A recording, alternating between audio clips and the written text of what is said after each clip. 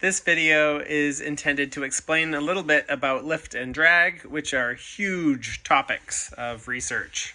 So it's just the bare minimum.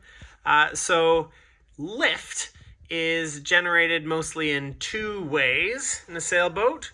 One of them is through having draft, which I made another video about. So that's the distance between the sail and the cord. The cord is this dotted line here from the left to the leech of the sail.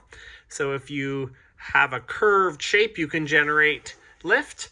And the second way that lift is generated is through having angle of attack. This would be zero angle of attack, and that would be more angle of attack. So through having draft and angle of attack, we generate lift. Lift is defined as being in direction perpendicular, totally sideways to the cord, to this dotted line. And then all the forces generated this way are called drag. So in some diagrams, you'll have a lift pointing in different directions for different reasons, and you can explain that away with vectors, but this is the most scientifically accurate way of thinking about it.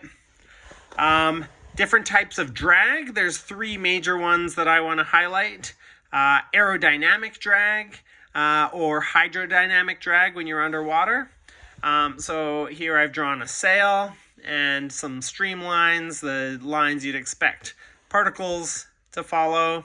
But if the angle of attack is too big, or in a case where, for example, the draft is too curved, there's too much draft, you get separation. The streamlines can't follow the curve of the sail, and then so you only get lift on this section of the sail. From here on in, it's all drag. So this is sort of large scale turbulence, kind of vortices. Then a second type of draft I want to highlight is form drag.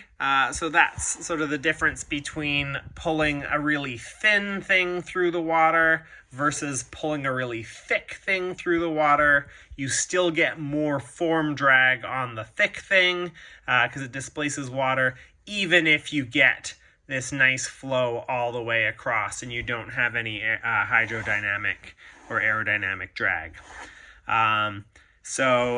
Form drag is just about the shape of the sail. A flatter sail has less form drag. And then if you get down on let's say you remove the form drag completely, you have a perfectly straight sheet of metal or something pointed perfectly into the wind, so no angle of attack. There would still be a little bit of drag on this, and that's just from the micro interactions, just from the wind rubbing on the air molecules rubbing on the metal molecules. So you get this little boundary layer created on a micro level, and inside of that boundary level there's sort of micro turbulent flow, and that's normal. That's not what I'm talking about when I say the flow detaches and goes turbulent. On the really small level, you get this boundary flow. So that's skin friction drag, and you can change your skin friction drag by using different types of material. So that's not relevant to within one class of boat. But for example, our plastic type stuff has less skin friction drag than a rough old Dacron sail, or the old hemp or whatever they were made out of, cloth sails back in the old days.